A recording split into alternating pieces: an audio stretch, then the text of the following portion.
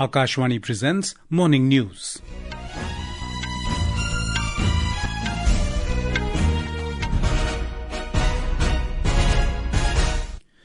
Good morning, I'm Sunil Verma. The headlines. Prime Minister Narendra Modi to hold talks with Emir, Crown Prince and Prime Minister of Kuwait today. Maharashtra Chief Minister Devendra Fadnavis allocates portfolios to his Council of Ministers, retains Home Ministry. Eknath Shinde gets urban development. Finance goes to Ajit Pawar. India's forest cover increases by 1,445 square kilometres, says India State of Forest Report 2023. India condemns attack on Magdeburg Christmas market in Germany. India to host ISSF Junior Shooting World Cup for the first time in 2025.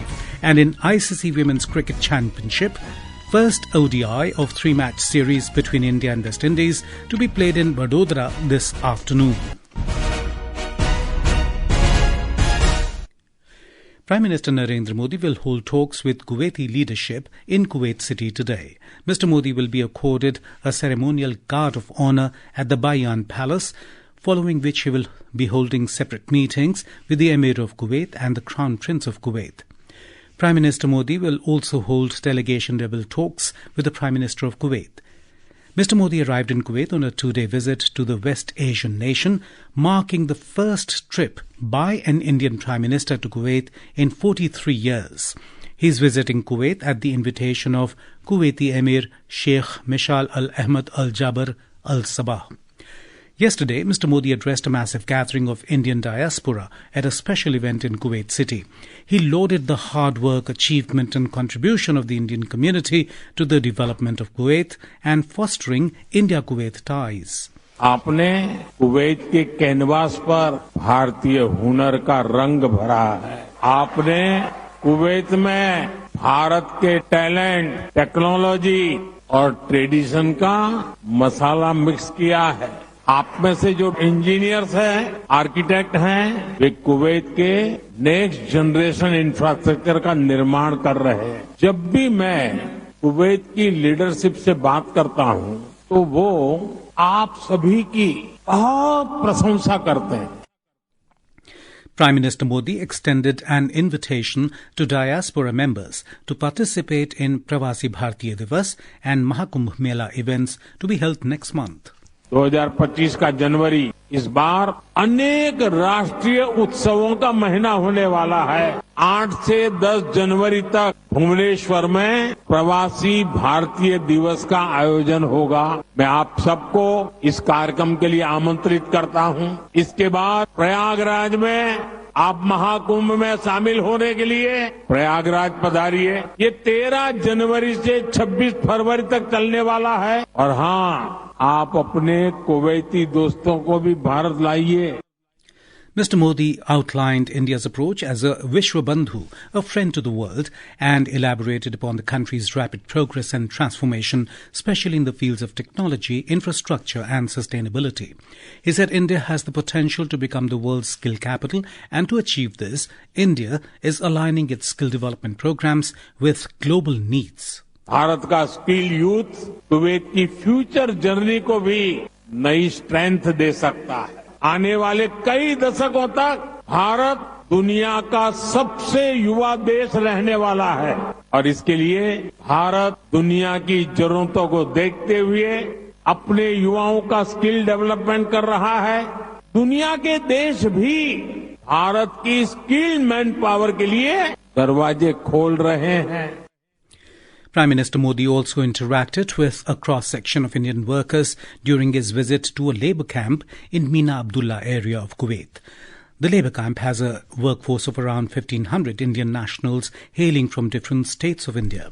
During the interaction, the Prime Minister inquired about the well-being of Indian workers and discussed various welfare schemes initiated by the Indian government over the past 10 years.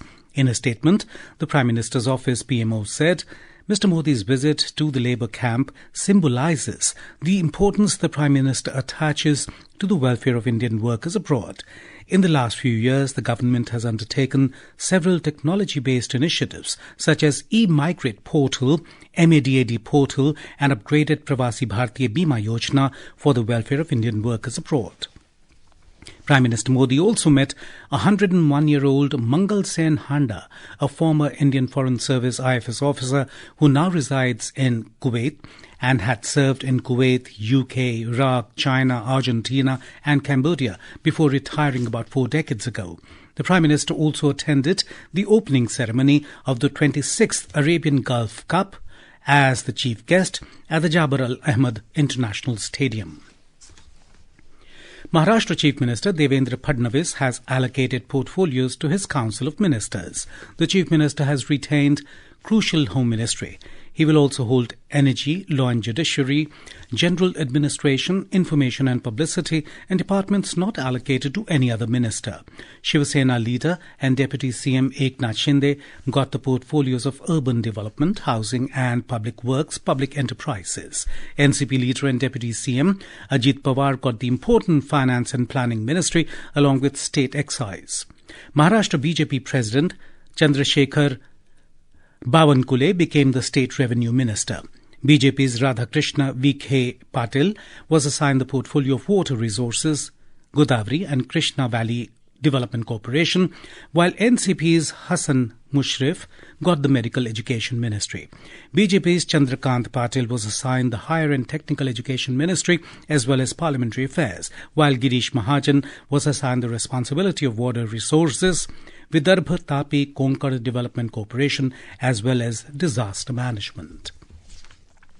In Punjab, a multi-story building collapsed in Mohali near Chandigarh last evening.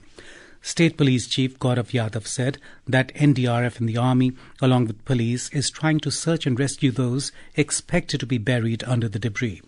Medical teams are on the spot and all surrounding hospitals have been alerted. Official sources said that a woman from Thiog in Himachal Pradesh, who was rescued by the NDRF in a critical condition, succumbed to her injuries. Quoting Army sources, our Jalandhar correspondent reports that as per preliminary information, 15 people are feared trapped under the debris. This is Akashwani giving you the news. For quick news updates around the clock, follow us on our X handle at AIR News Alerts. And for details of stories and more, log on to our website www.newsonair.gov.in and download News on AIR app. Several decisions have been taken related to goods and service tax, GST, in the 55th meeting of the GST Council held in Jaisalmer, Rajasthan yesterday. The meeting was chaired by Union Finance Minister Nirmala Sitharaman. It was attended by the Chief Ministers, Deputy Chief Ministers, State Finance Ministers and officials of the Ministry of Finance. Addressing a press conference after the meeting, Ms. Sitharaman said the GST Council has decided rate cut on fortified rice kernels to 5% and recommends amendment to definition of pre-packaged and labelled items. She said the GST Council has decided to reduce or exempt tax rates on many items. Ms. Sitharaman said that gene therapy has been exempted from GST. Gene therapy, which is now very critical for life-saving, have been totally exempt. A reduction in the rate of fortified rice kernels, which are classifiable under 1904, to 5%. As you know, fortified rice kernels are supplied with an intent of they getting passed on to the PDS. So the poor benefit from it, and it was a conscious decision. Union Minister for Environment, Forest and Climate Change, Bhupendra Yadav, released the India State of Forest Report 2023, ISSF 2023, at the Forest Research Institute in Dehradun yesterday. According to the latest assessment, the total forest and tree cover in India stands at 8,27,357 square kilometres, representing 25.17% of the country's total geographical area. Of this, 7,15,343 square kilometres is classified as forest cover, while 1,12,500 14 square kilometres is tree cover. Mr. Yadav expressed satisfaction over the increase in the country's forest and tree cover, which has grown by 1,445 square kilometres since the 2021 assessment. हमने जो Paris agreement में कहा था, विशेष रूप से हमने कहा था India has committed to create an additional carbon sink of 2.5 to 3 billion tons of CO2 equivalent through additional forest and tree cover by 2030। आज CO2 इक्विवेलेंट की जो बेसलाइन 2005 में हमारी 28.414 बिलियन टन थी, आज वो इंक्रीज होकर के 2.29 बिलियन टन हो गई है। और एक लक्ष्य के हिसाब से अगर यही ट्रेंड रहता है तो 2030 में हमारा जो अचीवमेंट है 31.71, ये हम लोग अपने लक्ष्य को प्राप्त करेंगे। Under the Animal Exchange Program between Madhya Pradesh and Gujarat, a pair of gir lions has been brought to Bhopal from Junagadh's Sakkarbagh Zoo in Gujarat. Both these lions have been kept in Van Vihar National Park in the capital city Bhopal.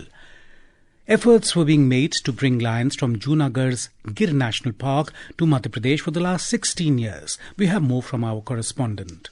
In exchange for the lions of Gujarat, 2 tigers have been sent to the Sakkarbagh Zoo from the Bandhavgarh National Park in Madhya Pradesh. Van Vihar National Park Bhopal's Deputy Director Sunil Sinha informed the media that the lions will be kept in isolation for 21 days. After this, tourists will be able to see them. The age of both the lions is between 3 to 4 years. Chief Minister Dr. Mohan Yadav, while welcoming the gir lions on the land of Madhya Pradesh, said that now the lion population will increase in Madhya Pradesh and new doors of tourism and employment will open. Sanjeev Sharma, Akashvani News, Bhopal.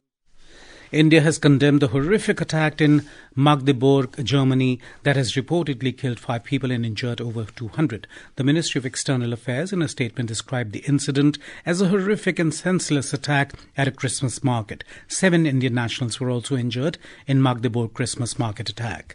India continues to make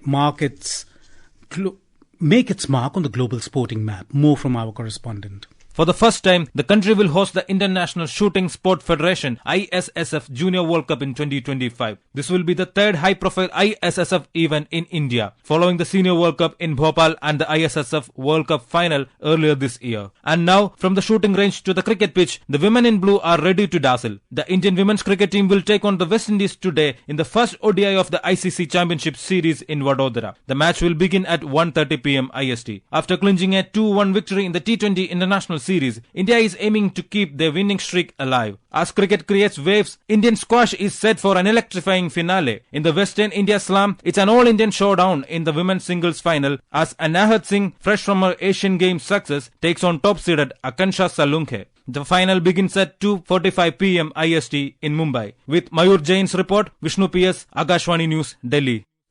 And now for a look at today's newspapers, it's over to Saira Mujtaba. Thank you, Sunil. The top story in dailies refers the outcome of the 55th meeting of the GST Council. GST Council rejigs rates, defers call on insurance. Headlines Hindustan Times.